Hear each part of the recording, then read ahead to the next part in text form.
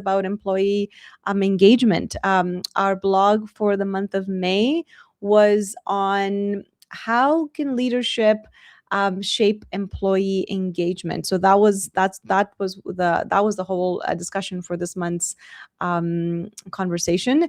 So you can watch this later as well. I'm typically live for about 15 minutes, and then I take some Q&A. But if there's no Q&A, then this is only going to be a 15-minute sort of a mini micro learning session. So that's typically how this runs. So anyways, I'm going to get started because it is one of those days. It's one of those days where I'm feeling a little, I think just a little tired from Q1 and all of that Q1 energy, or the lack of energy, might I add, is probably causing a little bit of disengagement myself in some spaces. But anyways, happy to invite you to listen and watch or comment or whatever you want to do. Everything's okay here. Okay. Maybe what I'll do is I'll probably just get started on some really basic introduction to a very popular model, which I've talked about a lot of times here on LinkedIn, which is our job demands and resources model. So I'm going to turn my camera off. You don't really need to see me for this one, but I can pop it back on. I can pop it back on later when there's Q&A. But this is our job demands and resources model, which basically is a very simple strategy or model that allows us to kind of catch burnout earlier. So we typically want our resources to be higher than our demands. So the resources here are some of the examples I've given here: is having clarity in our job, having support from our leadership, and also having some feedback and autonomy. So those are typically considered our job resources. And the demands on the other end of the spectrum are the ones that are going to make us burn out, right? That's what's making us burn out. That's what's making us feel like we're heading towards that lack of energy, lack of not just emotional energy, but also workplace related challenges as well. Welcome, some of you are here. That's nice. Nice to see you. I'm only going to be live for a couple minutes, Joe and Jason. Thank you. I appreciate that. So the reason I show this is because a lot of the times in work environments, we tend to see a lot of demands. We tend to see demands piling up and not a lot of resources being available. And this imbalance is what leads to organizational challenges, individual challenges, manager level challenges, burnout, and all of those wonderful things. Not wonderful things, but things that happen in the work environment. So one of the questions I had that I wanted to maybe get started, even just to ask anyone who's listening live or watching the replay, is what helps you stay motivated and engaged at work? What helps you stay the most, and maybe that's a better way of saying it, what helps you stay the most engaged at work? Can you think of an answer of that for anyone who's watching live? What helps you stay most engaged at work? I know LinkedIn has a bit of a lag, so I'll wait for an answer or two to pop in, because then I'm going to walk you through the three sort of strategies that are evidence-based that we decided to write about and research about and kind of talk about here. So what helps you stay most engaged at work? That is a question that I'd love to maybe see a couple of responses. I'll put it in the chat as well. What helps you stay most engaged at work? That is my first kind of question. And while you're thinking about that and putting up some of those comments, or even just thinking about it silently, I want you to just kind of think about it silently as well. If you don't want to comment live, and that's okay. The reason I say that is a lot of us feel, and engagement has become a significant problem that a lot of organizations are facing. So what we typically think is, if we improve leadership, if leadership is better, then engagement will automatically improve, right? That's a little bit of a myth. because we can't obviously put all of our eggs in the leadership basket and expect leadership to improve and automatically employee engagement is going to fix. I know leadership has a role to play, but that's just one piece of the puzzle. So the actual flow is leadership needs to be supporting some conditions, some work conditions that lead to some experiences for the employee, which then leads to engagement. So that's a better way of looking at this systematically versus just saying that, hey, I need a better leader. And my engagement is going to automatically improve. And Joe, you said openness and productivity helps you stay the most engaged at work. Yeah, I think that's a great answer. Openness and productivity, connection. There's a few kind of answers that come to my mind as well. So thank you for that. I appreciate that. Hi, whoever is joining live. I don't know. I can't see your name, but it just says LinkedIn user. And we also have Joe and Jason as well. So any questions about this? If you do have, put them in the comment, but I'm just going to keep going because I do a bit of this micro learning for the first 15 minutes, and then we'll do some Q&A at the end, and then we'll just kind of wrap it up here. Easy peasy, very little. So if we think that this is the workflow that is going to help with engagement, I want to give you the conditions according to research that I believe will are easy to apply, and anyone can use it. Any leader can use it. Any organization can use it. And the first one, I'm going to go from this direction. The first one is clarity, right? What helps you stay most engaged at work? The research says it's clarity. Research says that if you have clarity in what the role is, it reduces obviously the uncertainty. And what can leaders do to add clarity? They can, set up some priorities, expectations, and be really specific about what is required from the employee. Now, a lot of the times, lack of role clarity is also what leads to burnout. So, if you want to shape engagement, try having more of that targeted approach, so that you are creating a bit of reducing that uncertainty and increasing that clarity. So, this really will stabilize your employee experience. There's less confusion. Everybody knows what to do. There's more focus. I think this also ties really beautifully into that neurodiverse conversation that we had with Farah on Monday as well, right? Everyone works differently. So we want to adopt those conditions, but be open to creating systems for everyone with that sense of clarity. So that's a very first condition that I'd like us to think about with respect to creating that employee experience that leads to engagement. Now, the second condition that, this is also according to research, the second condition that I haven't seen the response in the chat yet is support. Right, it's so hard when we go to work and we feel like we're not supported at work. Now, a lot of the times, actually, if you've been to any of these sessions in the previous 4 months, I have spent a significant amount of time talking about capability versus capacity. So, what support does, it's support actually helps build capability, not the capacity component. These are your skills. These are your the subject matter expertise that you can bring to the table, the knowledge that you have. That's what support's going to do. So what can leaders do? Leaders can distinguish between what is perceived support and what is received support. So really establishing how am I able to help the person, and what do they think about the help that I'm giving them? And do they actually receive the help that I'm also giving them? Because you might be open to helping. I hear a lot of leaders say, oh, I have an open door policy, but is that open door policy perceived as a support that will actually help the employee? And are they receiving it in the way that makes sense to them, right? So these two types of support are very important to help build that capacity in that space. Now, the last thing in the next little bit here, I'll teach you before I open the floor up to questions or any comments and things like that.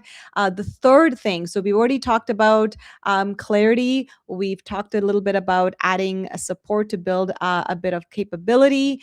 And then the last thing I want to talk about is connection, right? Connection also helps bring that stability to the work environment. So I'll just turn my camera off here just for a moment. And this framework that you see here, and this is again through research. We've talked about this many times, but this is one which I believe is so easy to use because the acronym FITT is simple. So when I teach this to leaders, it's stick. I'm a big fan of sticky learning. So frequency, intensity, time, and type and timing.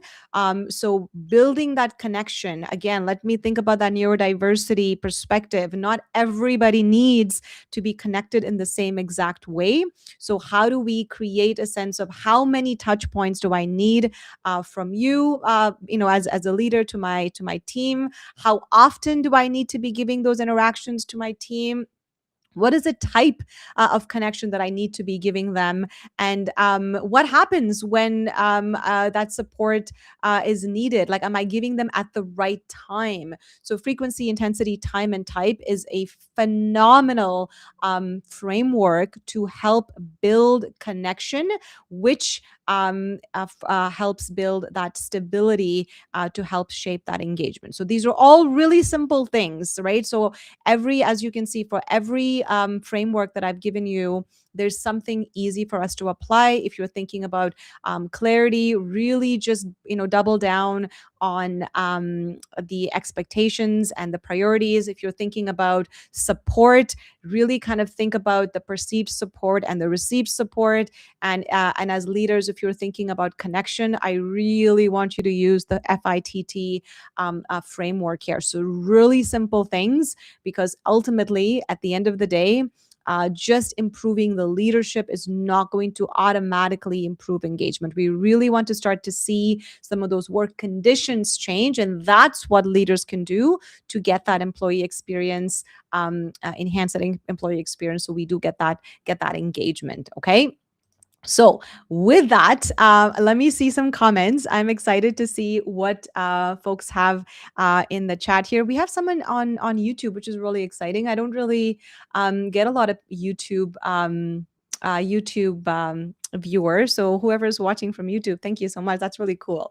All right, what do we have here? Let's see. Oh, Irina sent you here. That's amazing. Thank you. Also, it must be really, really late for you in back home in Nigeria. So I know you're calling you must be up late, but thank you for joining. I appreciate that. Awesome. Let's see. Joe Perez, you've got a big comment here that I'd love to kind of pop up and read. Even in the technical realm, we face too much lack of clear communication on problems, which can provoke delays and frustration. I know other departments may be affected by poor information or documentations at times. Right. That's correct. This again goes back to that clarity comment. I think this is what you're referring to, having a sense of clarity in the roles that we're doing, streamlining our workflows, being clear. I know I've been in organizations where you're expected to do one thing and then you're doing a lot of different things. Role confusion is a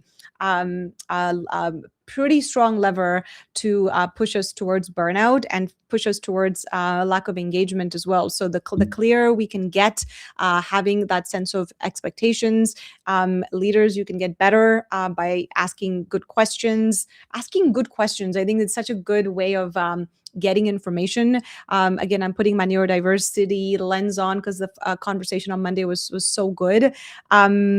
Yeah, just identifying like what questions can I ask, because not every team member is going to give us the right responses. So this is great. Love that. Thank you so much. So out of the three things that I shared, clarity, support, as well as connection, clarity, support, connection, are the research-based frameworks to improve engagement, right? That's what we've been working with. So out of those three, do you have a favorite? I guess that would be another question, because I know in the beginning I asked you what helps you to stay motivated and engaged at work. Research is saying it's support, it's connection, it's clarity. So if there's a favorite that kind of resonated or you like, please let me know. I'm kind of curious as well. But ideally, it'll be nice to try at least one of those three things as well. Okay, what else do we have here? Let's see, another comment from Joe. A liaisons from the upper level to relay the details, hopefully clearly. Exactly. So, sometimes you do need people. Sometimes we don't have the right. Sometimes the leaders middle, actually this is a good comment to kind of segue into the responsibilities of middle managers. So I know we talk about leaders here. This slide up here, we talk about leaders right here. I'm saying to you that leadership, if you have these conditions, these working conditions, it's going to lead to better employee experience, it's going to lead to better engagement. But within this leadership lens, we can't forget the middle managers. And I think a lot of middle managers end up honestly becoming liaisons that are relaying some of this information to the leadership. So if we can get some clarity and some support and also teaching them some of these frameworks, how do I build connection with 15 members of my team that are all very diverse and different? I don't need a daily check-in with the individual that doesn't want a daily check-in, but perhaps there's some individuals that need more of that frequency and more of that intensity. And there's someone like me. I think less is more for me, but I do want some level of interaction with my leaders as well. Okay, perfect. Let's see, what else do we have here? One more comment. This is nice. This is short and sweet. I don't want to keep these sessions very long. We do post one evidence-based blog once a month on our Jeddy Wellness blog page. And this particular, I was actually looking at the data yesterday, and this particular blog has seems to be the most read of all times. Actually, it's even beat one of the other ones that we taught in the beginning of the year, which was the R2C2 framework. So people are loving this blog. So please go read it. We've kept everything very simple, very easy. The reason Jeddy Wellness was even created was basically to simplify research. I wanted to simplify research and just create systems that people can use. So I appreciate this comment very much. It's simple, it's easy. We don't have to make research too complicated. And I think for a lot of us, if we can just follow some guidelines, follow a framework, what does perceived support mean? What does received support mean? A lot of leaders might say, well, I am giving support. I feel like I'm giving tons of support, but it's not being received by the individual in the way that you want that to land. The delivery might not always land. I myself have learned that lesson many times, actually. Sometimes when you share a decision or a piece of information or even delivery that I'm doing right here on LinkedIn Live, it may not always land the way that I want it to land. And then, of course, I do some reflection on how do I make this better. So I've been trying very hard, and I'm so grateful to have ambassadors like Irina Sen who are taking our content and simplifying it and sharing it in their own unique ways. And I get to learn from them, on a daily basis. So I appreciate that. I appreciate that comment. And last but not the least, biweekly check-ins from the leadership or managers are enough to allow for performance for each month, in my opinion. You know what? That whatever works. In this kind of support connection framework, frequency, intensity, time, and type, you can decide. There's actually another blog that we've linked to the one in May that was released about 13 days ago now, which takes you to the original frequency, intensity, time, and type framework. And you can decide, Joe, you can decide, how often do I want to meet this person? Do I need a weekly check-in or a monthly check-in? What does that look like? And what does the intensity look like? And what does the type of check-in look like? There might be individuals that need more of this, and some individuals might need less of this. So I'm going to go back to that same point I made earlier. If we want to create a system, if the workflow for this employee engagement problem that we're having, was it 1 in 5 or something like that? It's a very not a great statistic of the lack of engagement that we're seeing. So Gallup posted, let me just read my blog again, so I'm giving you the correct number.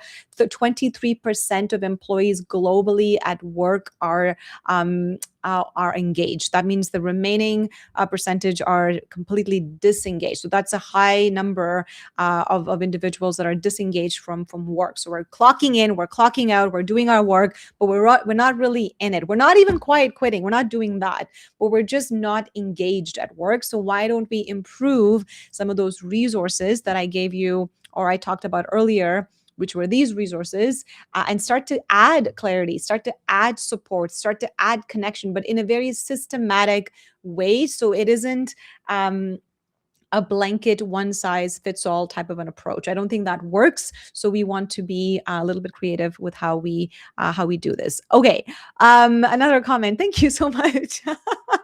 I appreciate the comments. It's always nice when there is an active kind of audience.